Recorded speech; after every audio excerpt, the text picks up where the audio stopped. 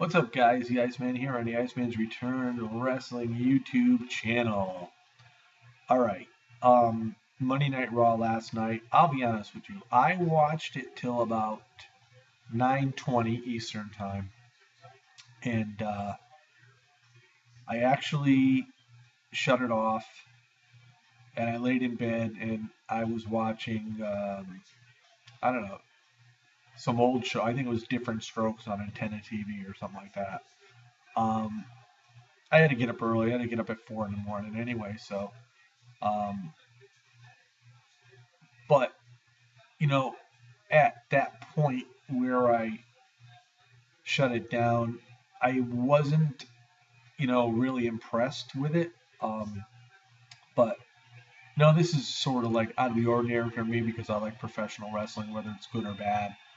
But I guess it was just the mood I was in. I was really tired, and but anyway, I know I missed out on a couple good matches at least.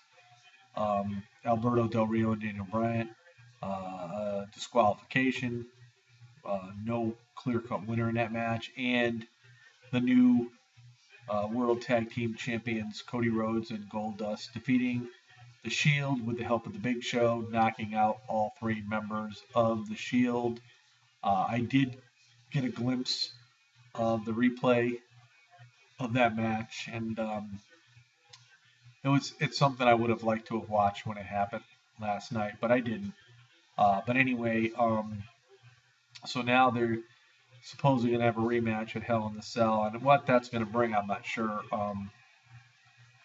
I think it's great for the Shield to lose the tag team title, just for the simple fact is, like I said in previous videos, maybe now they can disperse and move on their separate ways, and go after various different belts, because I think all three members of the Shield are that good to the point where they could hold any one of the titles in the WWE.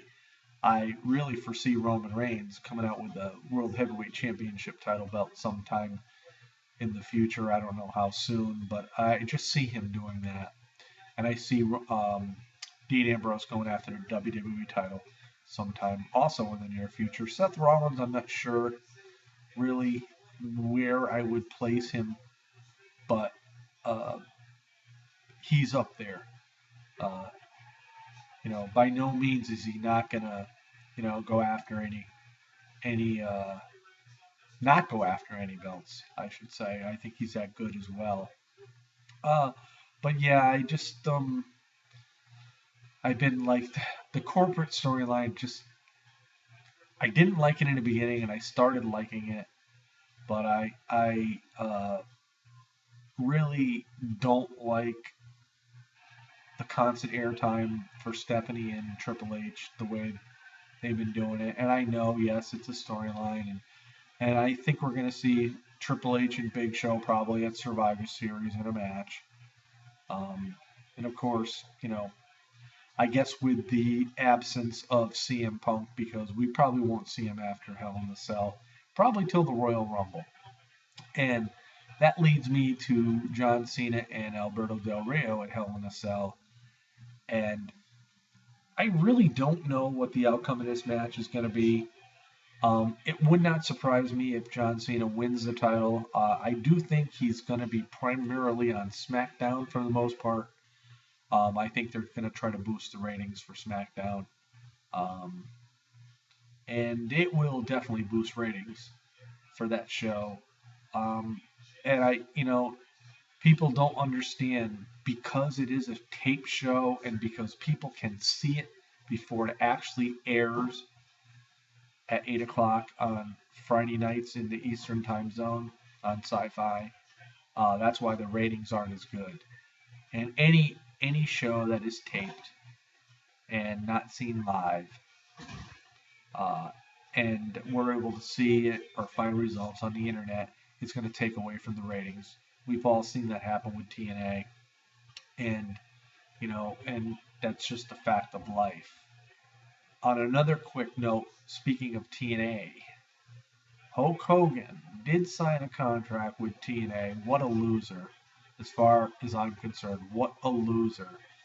He opted to try to sign with the WWE, but they couldn't. They would not give him the money he was looking for. Um, he was looking for money like The Rock and Brock Lesnar got, and what they got in one match for one night is what TNA pays Hulk Hogan for 1 year.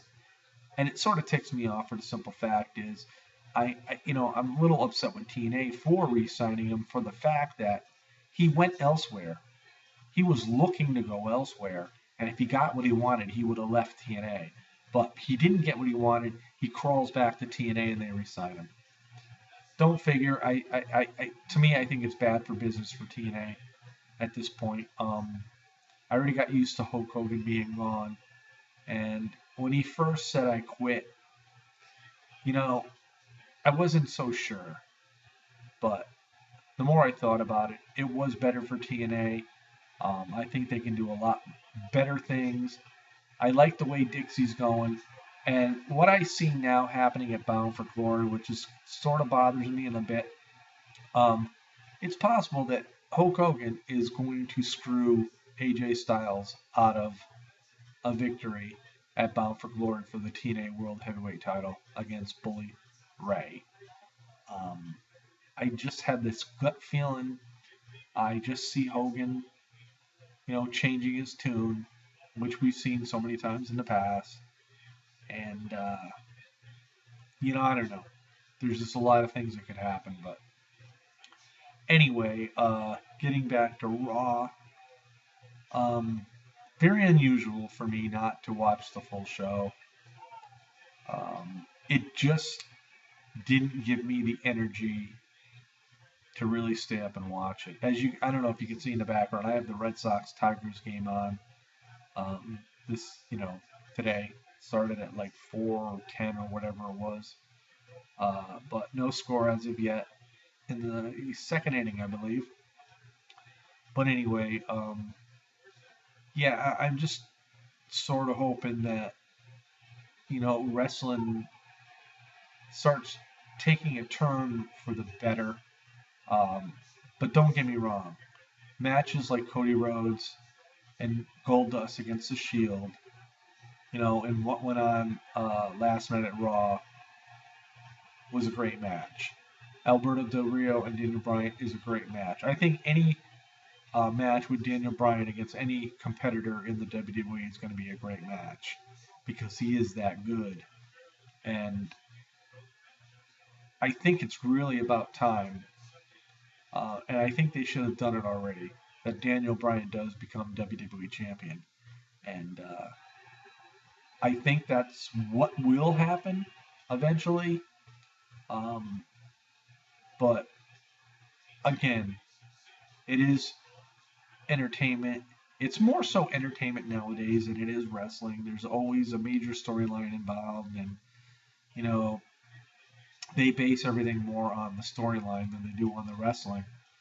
So we'll just have to wait and see. But anyway, those are my thoughts and opinions about Raw last night. What I did see and what I didn't see. And Hulk Hogan, get into another business, man. Quit using people just to, the limelight's got to end sometime. You can't always be in the spotlight. You've been in the spotlight since like 1983, 84, whatever it was. You're like Ric Flair. You never want to give it up. And it's time, man. It's time because you're going to end up being like Ric Flair where nobody really cares to see him. And every time we do see him, it's always a bad memory of seeing him. And if you keep on going the route you're going, we'll probably see the same thing with you. So this is the Iceman on this Tuesday. Peace out. Let's go Red Sox. We'll see you next time.